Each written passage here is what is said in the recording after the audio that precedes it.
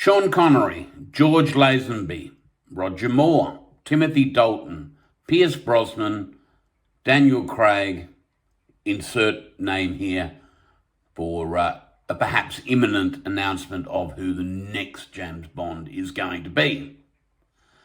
All of them arguably good choices for the role, some of them great actors, but only one of them is my James Bond.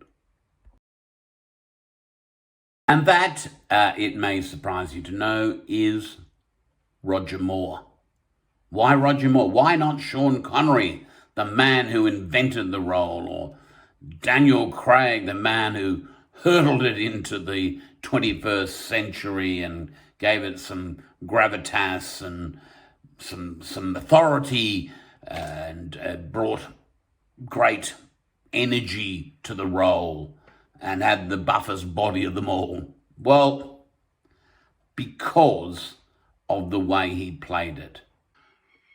Roger Moore, or the people behind him, knew something about James Bond that is essential that I don't think anyone has really grasped totally, although some have come close. It's supposed to be fun. Moore plays it with a wink and a nod, breaking the fourth wall to tell us that it's not to be taken literally, it's not to be taken seriously, it's just pure escapism. This is a movie, this is not real life. And importantly, that's the way it has to be.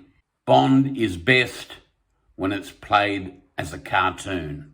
And why is that the case?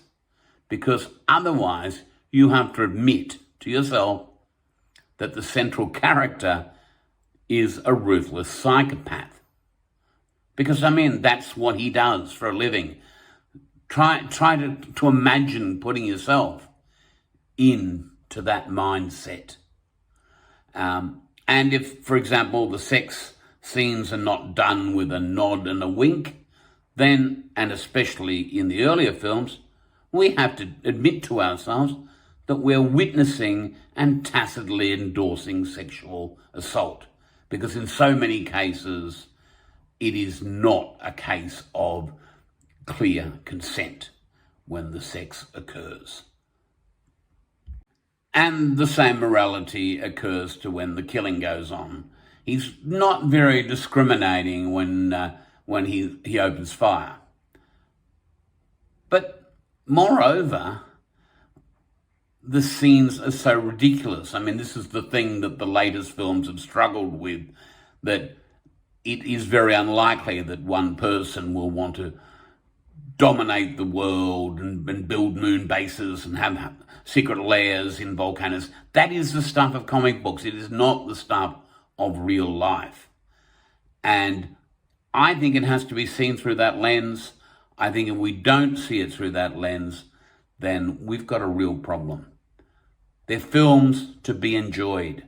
So whether he's dancing over alligators or he's having intercourse in space with that beautiful line from Q, observing what he's doing, yeah, it's about the laughs and the thrill of the action that is not to be taken seriously. I'd like to hope that the next Bond actor embraces that. So that's it from me. You may disagree. I'd like to hear your reasoning, so that's what the comments are for. Please let me know who your favourite Bond was and why. Maybe you think I've just got it all wrong. Tell me, but be polite. And in the meantime, again, please remember to like, share, and most of all, subscribe.